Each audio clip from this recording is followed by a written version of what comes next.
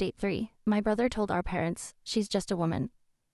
Give the family business to me. They listened and cut me out completely. I was heartbroken until the lawyer smiled and said, actually, your grandfather left something just for you. When my brother saw it, his smug face disappeared instantly. Revenge time. If he wanted a fight, I'd give him one. I filed a lawsuit so fast it made his head spin: patent infringement, intellectual property theft, corporate espionage. And because my patents were still legally active, I had every right to go after him. Nick tried to stall, but he had no real defense. The evidence was overwhelming: emails, confidential documents traced back to his IP address, testimony from the employee turned spy, who flipped on Nick to save himself. It was game over. The final nail in the coffin. The judge didn't just rule in my favor, he crushed Nick. All of his stolen products had to be pulled from the market immediately. He was ordered to pay millions in damages. And worst of all, he was banned from operating in my industry for 10 years. Nick's new company was dead before it even really started. As for the employee who betrayed me, I made sure he was blacklisted from the industry. No one would ever trust him again. The aftermath. Nick lost everything: the mansion, gone; the cars, repossessed; his entire reputation shattered.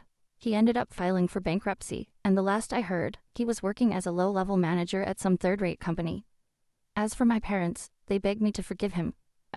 He's your brother, my mother sniffled. He made mistakes. I just looked at her. No, he made choices. And I walked away, because after everything they did to me, I owed them nothing. And I never looked back. True ending. Some people never learn. A few years later, I heard one last thing about Nick. After failing in business, he tried his luck in crypto and NFTs.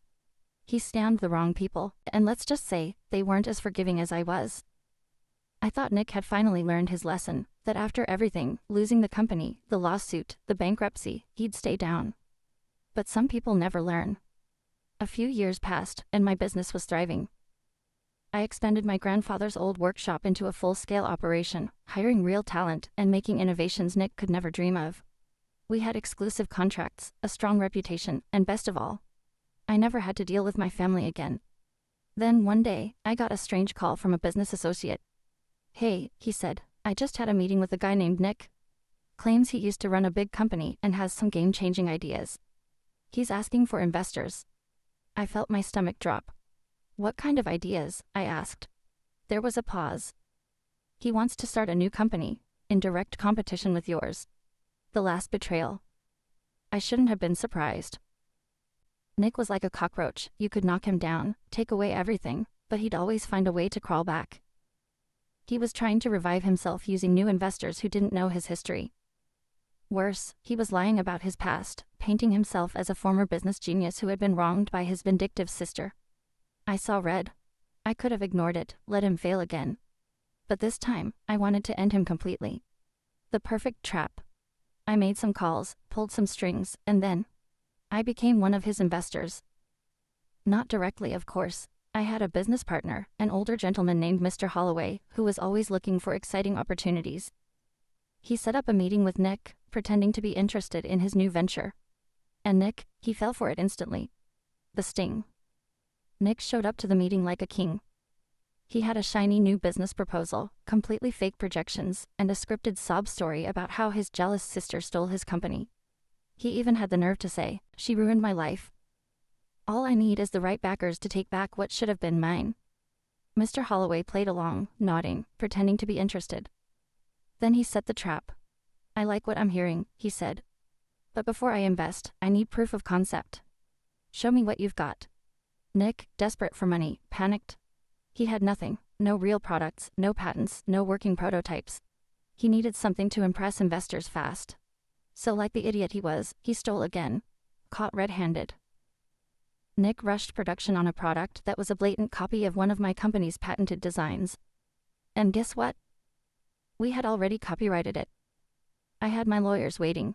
The second Nick launched his first prototype, we nailed him with another lawsuit. But this time, we didn't just go after him. We went after his investors, his suppliers, and anyone remotely connected to him. The investors pulled out immediately. The suppliers cut ties. The media exposed him as a fraud and a thief. And just when he thought it couldn't get worse, I bought out the lease to his office space. and evicted him. The final collapse. Nick was done. With no investors, no money, no reputation, and nowhere to operate, he finally broke. I got one last email from him. A pathetic, desperate message.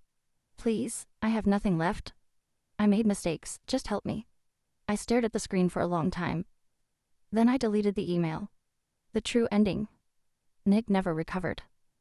Last I heard, he was waiting tables at a second-rate restaurant in a rundown part of town.